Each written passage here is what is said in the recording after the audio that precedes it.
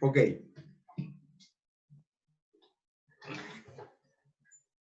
¿Me escuchan bien? Sí, señor. Sí, profesor. Ok, bueno. Perfecto. Entonces estamos observando nuevamente pues el resultado obtenido. Ya hicimos la comparación y la conclusión es que no cumple con a satisfacción con el tránsito de diseño. Entonces, decisión, vamos a aumentar los espesores. Presentamos ahorita, bueno, aquí vamos a colocar el espesor que habíamos dicho eran 12 centímetros. Muy bien.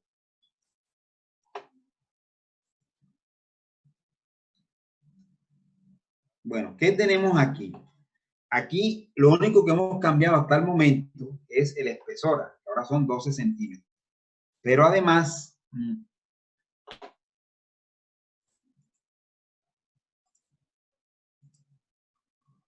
muy bien.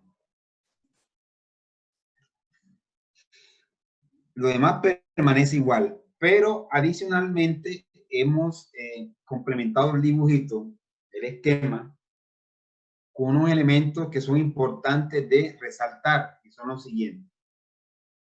Como primera medida, pues aquí está el número 1 y el número 2. Simplemente es como para asignar un número a cada carga.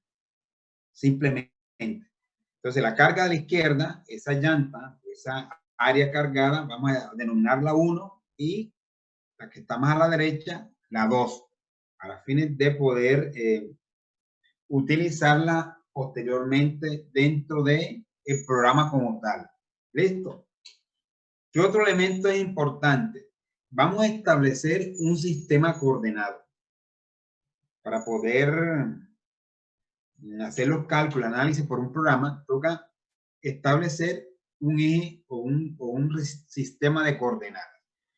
Por conveniencia, normalmente el sistema de coordenadas conviene situarlo, citar, digamos, su eje o el inicio de la confluencia del inicio de los ejes, de los tres ejes X, Y, Z, que coincida con la parte superior del pavimento y justo debajo del centro de una de las cargas. En este caso, pues la carga número 1, lo que más conviene. Te tomamos el eje de la carga número 1, si lo prolongamos hacia abajo, ese eje hacia abajo sería el eje Z, que es el que estamos mostrando acá, ¿listo? En esa linecita verde que está ahí, este es el eje Z, el eje en profundidad. Ahora, partiendo de ese mismo punto, hacia la derecha, lo estamos denominando el eje Y. El eje Y. Y el eje X sería el eje partiendo perpendicular al eje Y, partiendo en dirección hacia donde avanzaría el vehículo. O sea que en planta, si nosotros hacemos una vista, aquí lo que estamos haciendo es una vista en corte transversal, ¿cierto? Pero si nosotros viéramos la planta, en la planta veríamos únicamente el eje Y y el eje X. El eje X se avanzaría en el sentido en que avanza el tránsito, ¿cierto? Y el eje Y perpendicular. Entonces, en este caso, el eje Y prácticamente coincide con el eje de las llantas del camión, ¿cierto? Es paralelo o coincide. Y el Z en profundidad. Es importante plantear eso. Y los ceros, pues obviamente coinciden ahí debajo del centro del área cargada de la primera carga. En la parte superior estaría el cero, cumplirían los ceros del eje X, Y y Z. Eso por una parte. Ahora, por otro lado, pues ya hemos comentado que son dos los criterios de falla que se tienen en cuenta. Y esos criterios de falla tienen que ver con lo que sucede en la fibra inferior de las capas asfálticas y lo que sucede sobre la subrasante. Si detallamos un poquito más, un acercamiento mayor aquí, acercarlo un poquito más para que se observe aquí todavía un poquito más. Fíjense que ahí coloqué una especie de circulitos naranjados, aquí, 3 circulitos. Esos representan unos puntos. Unos puntos donde yo quiero, que son los puntos que he elegido para determinar lo que sucede en la fibra inferior de las capas asfálticas. Entonces, el punto más a la izquierda lo denomino punto 1, luego 2 y luego el punto número 3.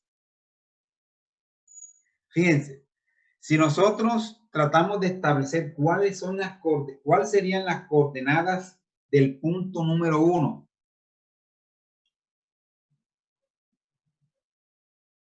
en el eje de las X, ¿cuál sería? ¿Cuánto valdría X? Fíjense, como X... Cero, ¿no? Cero, exactamente. Porque él se cuenta en el sentido en que avanza el tránsito. Es como una fotografía que tomamos instantánea de lo que sucede. Y ese punto, ese está precisamente ahí en todo el centro. Por lo tanto, es cero. Si miramos para los demás puntos, en todos los casos, veremos que X va a ser cero. ¿Ya? En los 6 puntos.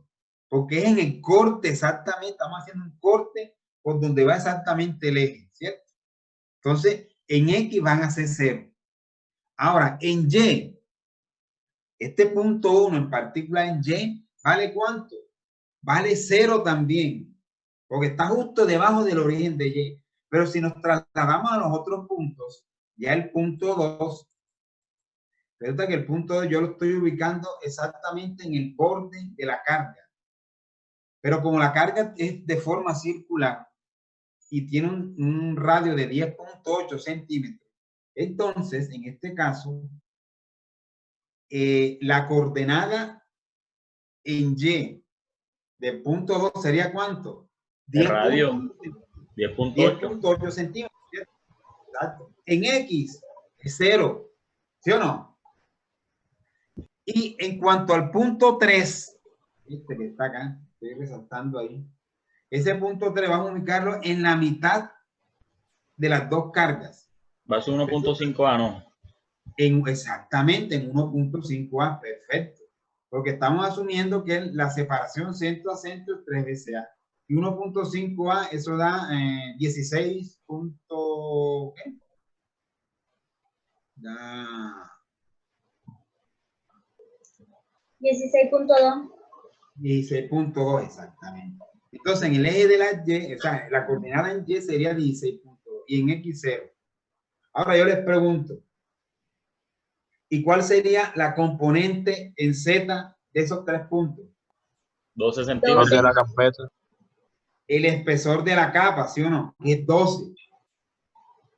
Ahora, para fines, entonces fíjate, ya de esa manera estamos situando los puntos en donde queremos calcular los parámetros requeridos. ¿Y cuál es el parámetro? En realidad el parámetro que me interesa es la deformación unitaria. Entonces yo le diría al programa, mire, calcúlamelo en estos puntos con estas coordenadas. El 1 con coordenadas tal, tal. El 1 con coordenadas 0, 0 y 12. O mejor, si es en metros, 0.12. El 2 con coordenadas 0, 0.108 y 0.12. Y el 3 con coordenadas 0, 0.162 y 0.12. Esas serían las coordenadas de esos puntos. Ahora, el programita, ahora porque la verdad que creo que no he instalado la caja virtual. Entonces, pero les voy a mostrar, ahorita les muestro ya una salida del programa, una hoja de salida. La tengo en PDF y miraremos cómo está conformada. ¿Ya? Entonces, a veces uno, para engañar un poco al programa, aunque el programa tiene esa opción que le pide uno, mire, ese 12, porque fíjese, cuando nosotros establecemos la coordenada en Z y decimos que es 12 centímetros, 12 centímetros sería una interfase, ¿sí o no? Porque los primeros 12 es mezcla asfáltica, pero de 12 para abajo es base. Ahora, el programa dirá, bueno, esos 12, ese punto lo van a situar en la primera o en la segunda capa. Y entonces tú tendrás que decir en la primera. Ahora, hay una forma de pronto, de evitar que el programa nos pregunte eso, es engañando al programa.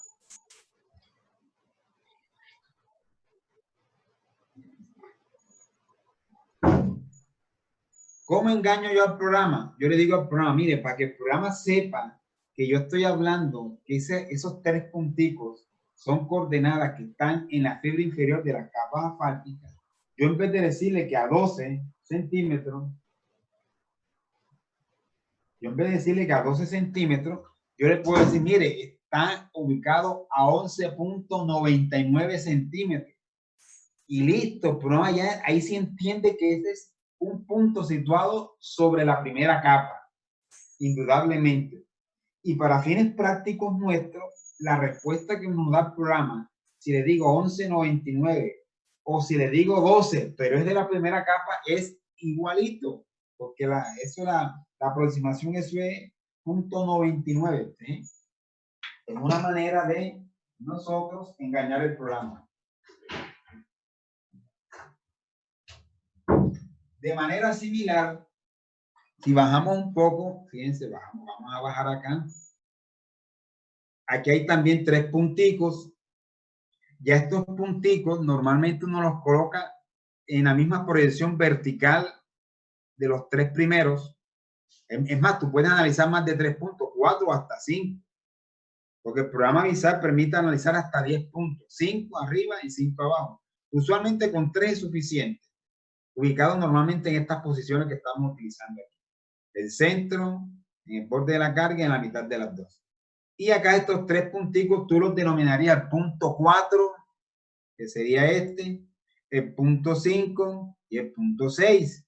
Y a cada uno de esos puntos le establece la coordenada. En este caso, si yo estoy diciendo que la carpeta asfáltica es 12 centímetros, la base es 15 y la subbase es 30, el espesor total sería ¿cuánto? 57. 57. Por lo tanto, la componente de las coordenadas de esos puntos en el eje de la Z sería ¿cuánto? 0.57 metros. Ahora, de igual manera, estaría en la interfase entre la tercera y la cuarta capa. Y el programa le preguntaría, mira, ¿es la tercera o es la cuarta? Usted tendría que decirle, mire, es la cuarta porque me interesa es sobre la subrasante. O si no quiere hacer eso, le dicen, hombre, mire, házmelo en 57.01 centímetros. Y ahí, ¿qué estaríamos haciendo? Entrando sobre la subrasante. Sería la manera de engañar al programa. Simplemente es una manera práctica de decirle al programa cuál es la capa en la cual yo quiero que me haga la evaluación.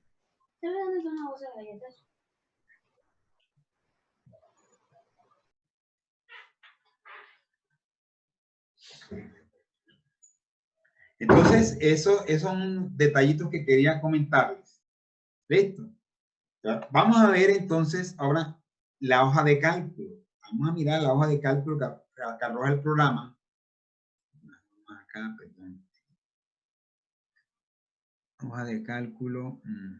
Creo que esta.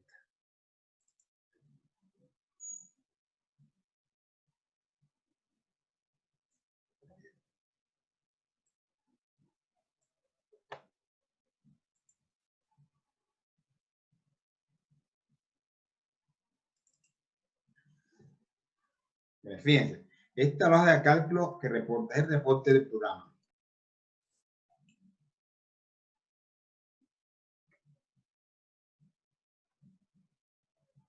Entonces, uno al programa le da información relacionada con la estructura.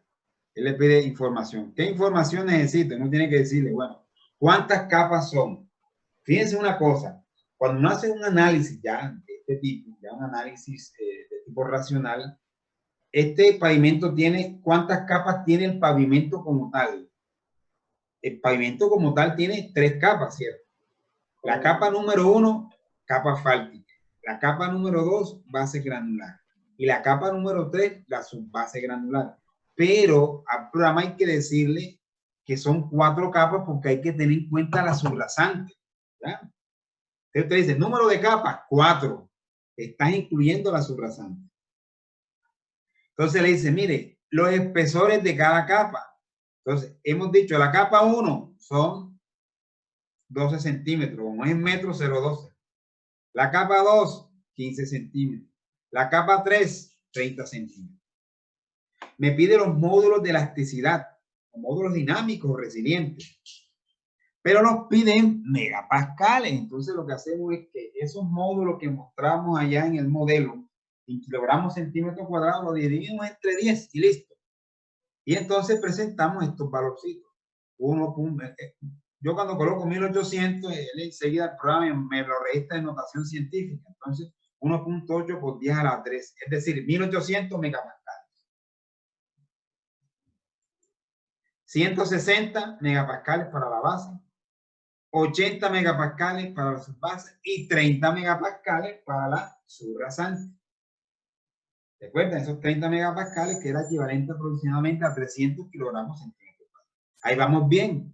Esos son los parámetros de los módulos de elasticidad de esas capas. Y al ladito me pide las relaciones de Poisson. Fíjense, para la capa asfáltica 0.35, los valores típicos a los cuales hacemos referencia. 0.40 para la base granular, 0.45 para su base, 0.50. Fíjense, hay como una transición gradual que es congruente con la calidad de los materiales y con la rigidez de los mismos. Cargas. Entonces el programa me pide, bueno, ¿cuáles son las cargas? Número de cargas. Resulta que el programa acepta, si no estoy mal, creo que hasta 10 cargas. Es decir, hasta ejes tandem, trident y más. Pero como estamos haciendo un análisis caracterizando el tránsito en términos de eje estándar, pues yo lo que hago es el análisis de un eje estándar. ¿Cuál es la característica de un eje estándar? Mira, un eje estándar es un eje que está conformado por dos ruedas en cada extremo. Un eje simple con dos ruedas en cada. Esos son cargas número 1, carga número 2. Área circular número 1, área circular número 2. Aquí, cargas verticales. El eje estándar pesa 80 kilonewton. Aquí está en kilonewton. 80 kilonewton. Como son 4 llantas, cada llanta pesaría ¿cuánto? 80 entre 4, 20 kilonewton. ¿Qué es lo que estoy colocando acá? 2 por 10 a la 1, o sea, 20 kilonewton la carga 1 y 20 kilonewton la carga 2. Por eso es que era importante darle un numerito a cada carga. La carga izquierda a la 1, la otra a la 2. Ya con eso estamos. Presiones de contacto. Las presiones de contacto para estas llantas, una vez establecidos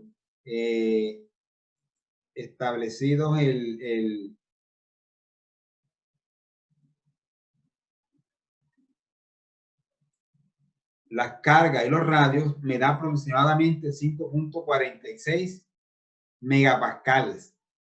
La presión de contacto, que eso es aproximadamente 5.6 kilogramos centímetros cuadrados, lo que siempre hemos hablado nosotros cuando hacemos uso del eje estándar y asignamos una presión de inflado de 80 psi, que asumimos que es la presión de contacto. Esos 80 psi daban aproximadamente 5.6 kilogramos centímetros cuadrados, lo cual es aproximadamente igual a 5.458, 5.46, que es lo que está ahí. ¿Listo? Esas serían entonces las características de las cargas. Y aquí está el radio del área cargada, 1.08 por 10 a la menos 1, es decir, 10.8 centímetros, que es lo que estamos viendo. Y aquí están las coordenadas de las cargas. Fíjense, esto tiene que ver con las cargas. Lo primero que vimos era la estructura, cómo estaba conformada. Y estas son las cargas. Fíjense, para el caso de la primera carga, carga número 1, la coordenada en X de esa carga es 0, 0. Recuerden que nosotros hacíamos coincidir el eje vertical y los dos horizontales, el 0 justo en el centro, la área cargada y en la superficie. Pero para la carga 2, esa carga 2 está justo a la derecha de la carga 1. ¿Y ese qué eje era? Ese era el eje Y. Entonces, en X la coordenada es 0, pero en Y miren cuánto es. 3.24 por 10 a la menos 1 metro, es decir, 32.4 centímetros. 3 veces A. Ahí está. ¿Sí o no? Ahí están. Ya le estamos diciendo al programa cuáles son las características cuáles son las características de la estructura, espesores, módulos, etcétera, y cuáles las características de la carga. Ya que le resta al programa, hace sus cálculos. Entonces, para hacer los cálculos, él necesita que le digamos en qué puntos queremos nosotros evaluar esos efectos. Y entonces cuando asignamos acá en esta parte las coordenadas ahora de la posición de los puntos en donde vamos a evaluar los efectos. ¿Y cuántos puntos son? 6, ¿verdad? Punto 1, 2, 3, que esos primeros 3 puntos, recuerden, estaban ubicados en la fibra inferior de la capa asfáltica, que están sus coordenadas en X, Y y Z. X, Y, profundidad sería Z. Aquí está, miren. El punto número 1, 0, 0, y en profundidad aquí se utilizó el segundo criterio, 11.99 centímetros. Ahí está. El segundo punto se corrió un poquito a la derecha y la coordenada en X en todos es 0, fíjense. Pero en Y se corrió 10.8 centímetros. Aquí está. Y la profundidad, los mismos 11.99. Y el punto 3, aquí 0, acá se corrió en el centro de las dos cargas, 16.2 centímetros y a la misma profundidad. ¿Ya? Lo mismo por los puntos 4, 5 y 6. Para los puntos 4, 5 y 6, pues tenemos, ya sabemos que en las X todas son 0, en la Y el número 4, que tiene la misma coordenada del número 1, pero la profundidad ya es 57.01 centímetros. Lo mismo el 5, lo mismo el 6. Y ahí le están diciendo cuáles son las coordenadas de eso. Una vez que asignamos eso, ya nos pide, bueno, calculamos, grabamos, listo, sí, hazme los cálculos. Y él viene y arroja los cálculos, que es lo que está acá. ¿Qué presenta el programa? Esfuerzos en la dirección X, Y, Z. Presenta deformaciones unitarias en las direcciones X, Y, Z. Y presenta desplazamientos o asentamientos en direcciones X, Y, Z también. ¿Qué nos interesa de esos 3 elementos? En realidad lo que usualmente evaluamos son las deformaciones unitarias. ¿Está claro? Entonces, para este caso en particular,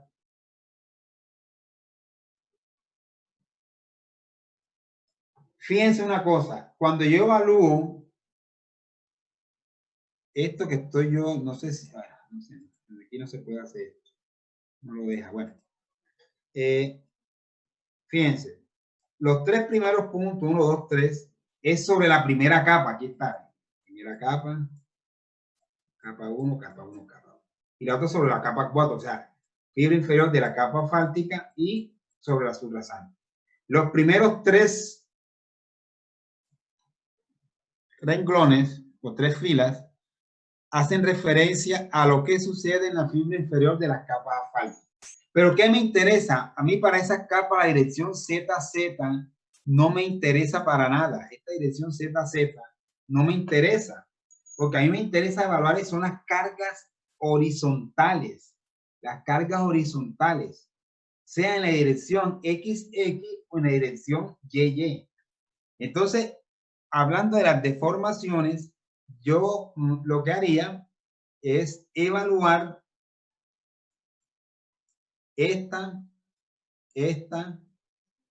mirar cuáles de estas 6, cuál de estos 6 numeritos es el mayor de todos. Dentro de estos 6 numeritos, el mayor de todos, 366, 362, 353, 2, 8, 94, pero este es a la 1. En realidad es el primero, este numerito que estoy resaltando, sí se ha resaltado allá también, ¿verdad? Sí, profesor. Sí. Bueno, ese numerito que está ahí es casi 3.67 por 10 a la 2. Entonces, ahí tenemos que tener en cuenta lo siguiente. Aquí arribita, en estos casos, dice, mire, este símbolo que está acá, esto es deformación, ¿cierto? Y lo que está primero, sin resaltar, significa micro deformación. ¿Qué quiere decir? Que el número que esté aquí indicado, yo vengo y lo divido entre 1.000.000, o lo que es lo mismo, lo multiplico por 10 a la menos 6. Entonces, simplemente, como esto está en notación científica, yo a los numeritos que están acá, el lado a la derecha del más, el signo más, yo tengo que restarle 6. O sea, este sería 2 menos 6 menos 4. Es decir, que en realidad ese 366 es 366 por 10 a la menos 4. ¿Está claro? Sí. Por eso no escogí este. Ah, profe, pero si este es 894. Sí, pero es que este es 894 por 10 a la menos 5. Es todavía más pequeño.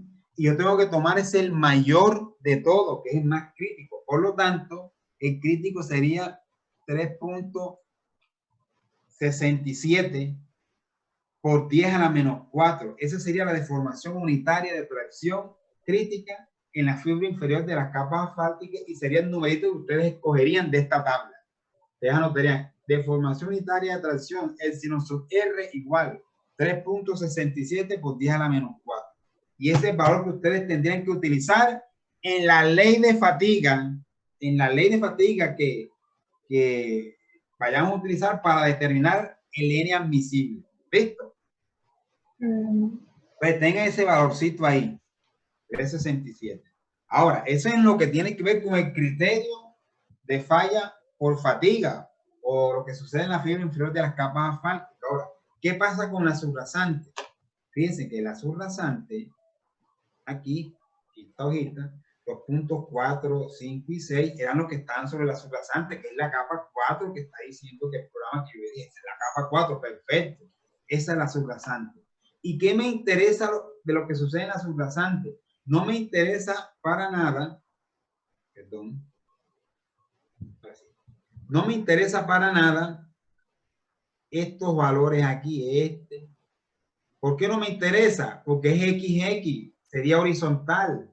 Este es horizontal, no me interesa. Esto es horizontal, no me interesa. Deformación horizontal sobre la subrasante, deformación horizontal sobre la subrasante, deformación horizontal sobre la subrasante.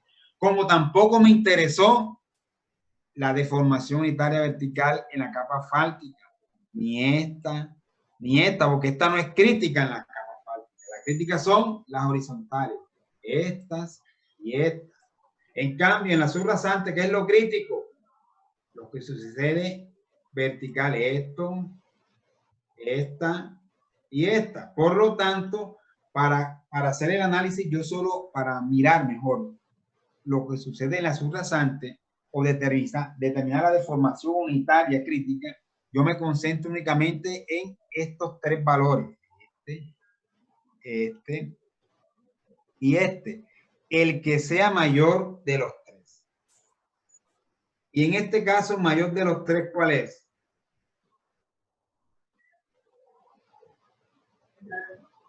Ah, perdón, es que esto está malo aquí. Disculpe un momentico, estoy señalando el esfuerzo, es acá. Sí es correcto lo que estoy diciendo, pero en realidad los valores son las deformaciones. Esto, este y este. Indudablemente más crítico sería ¿cuánto? 6.03.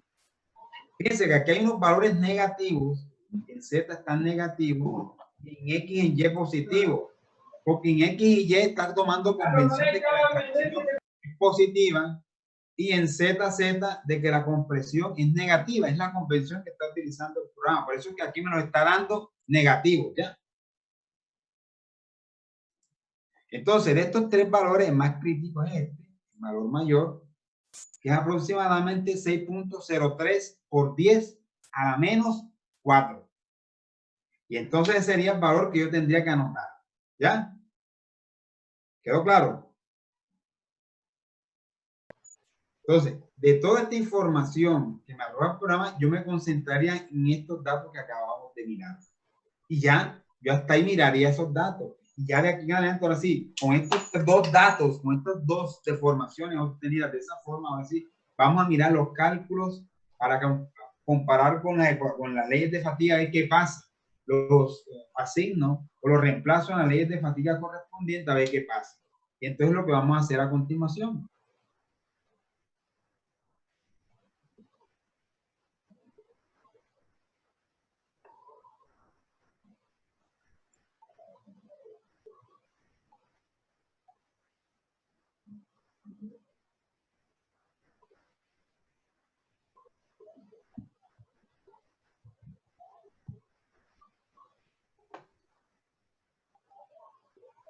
Bueno, solución de diseño.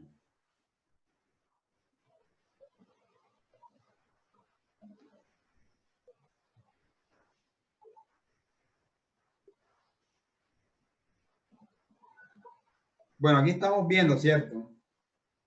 Aquí estamos viendo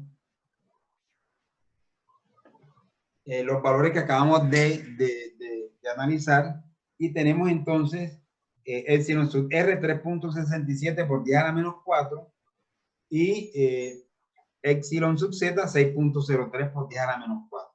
Esos valores los reemplazamos en las correspondientes leyes de fatiga. En este caso, pues estamos hablando de la TRL. Aquí, el valorcito, ¿verdad?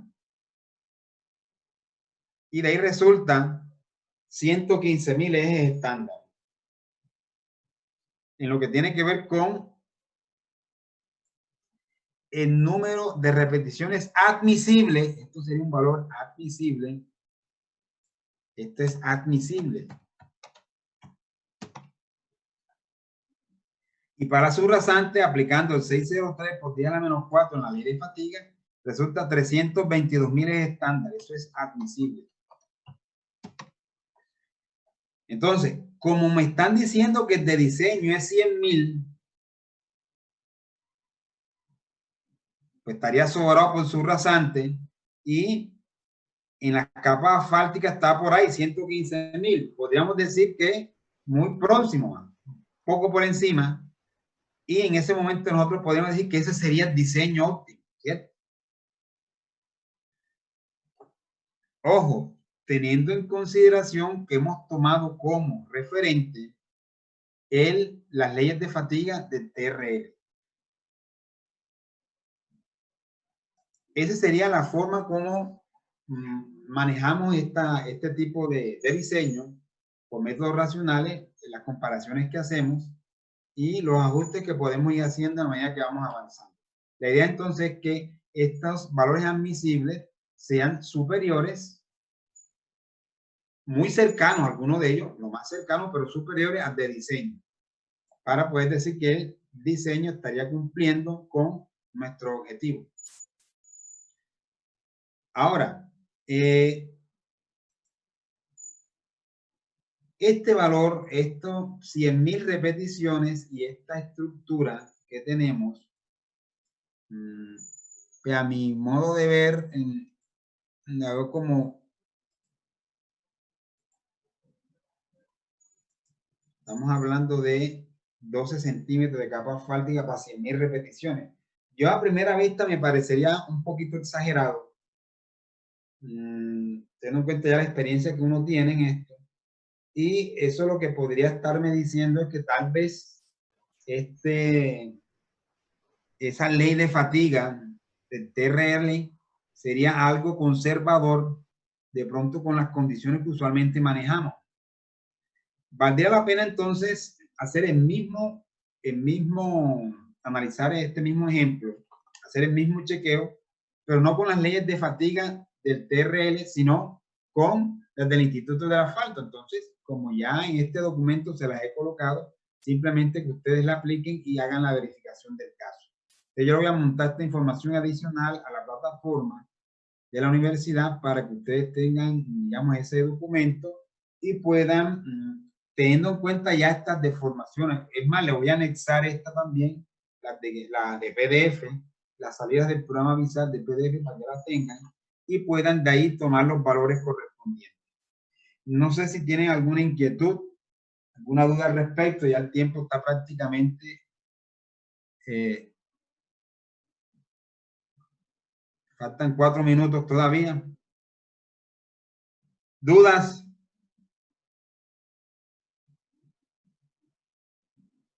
Jóvenes. Profe, y si, o sea, si uno lo hace por la INA y ya el resultado es más óptimo, ¿cómo decide uno qué método es el correcto? O sea, Lo que pasa es que, bueno, yo quise hacerlo por el TRRL como para dar las dos opciones, pero el Instituto Nacional de Vías, en la guía metodológica para diseño de rehabilitaciones, ellos, pues de alguna manera, recomiendan prácticamente o toman como referente el método del Instituto del Asfalto. Entonces, podríamos más bien hacerle un poquito de más caso a ese método, teniendo en cuenta que INVIAS lo toma en consideración. O sea, en realidad lo ideal es que tuviéramos una ley de fatiga propia, pero como eso no es tan fácil, ¿verdad? Entonces, normalmente tomamos de otras entidades y a veces se ajustan algunas cosas. En este caso, INVIAS, lo que nos está diciendo en la guía metodológica es que tomemos como, digamos, referente del Instituto Norteamericano del Asfalto. Entonces, podemos tomar ese como referente. Ustedes les tocaría hacer ese mismo ejercicio y mirar qué pasa. Yo espero, lo que yo esperaría es que el espesor requerido para 100.000 repeticiones sea menor de 12 centímetros, es lo que yo esperaría al aplicar el método del Instituto del Asfalto, ¿ya? De pronto con 10 centímetros, tal vez por ahí, no sé, podría cumplir 9 centímetros, bueno, es posible, es lo que yo esperaría, ¿ya?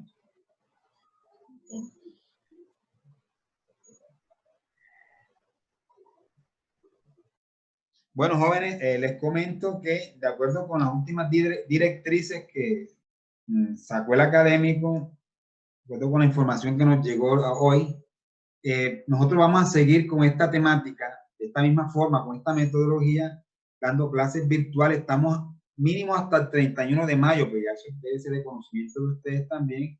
Ya de manera particular la universidad se pronunció y vamos a seguir dando clases virtuales, documentándonos, pero de acuerdo con el criterio establecido por el académico, no vamos a hacer evaluaciones durante este tiempo, ¿ya? Vamos a seguir digamos, teniendo estos encuentros virtuales, dando información, dando estas clases de esta manera, tratar de avanzar, prácticamente de ocupar el programa en la parte teórica. Ya 31 de mayo, pues básicamente ya se acababa el semestre, ¿no? Casi que se acababa el semestre. Entonces la idea de nosotros es continuar y de aquí a allá, Dios mediante, pues ya haber, digamos, abordado la temática, los temas que teníamos propuestos para este curso. Entonces, muchachos, si no tienen ninguna otra duda, alguna inquietud, pues nos estamos nuevamente conectando, Dios mediante, el próximo martes.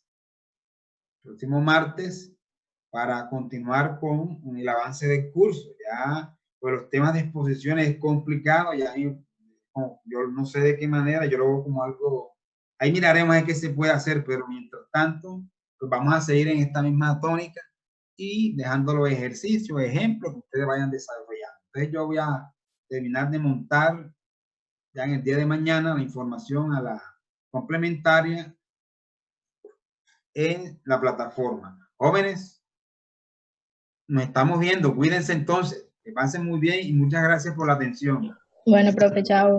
no, profe, Igualmente, Muy bien, profesor. cuídese. Tenga buena noche. Esté bien. Igualmente, hasta luego.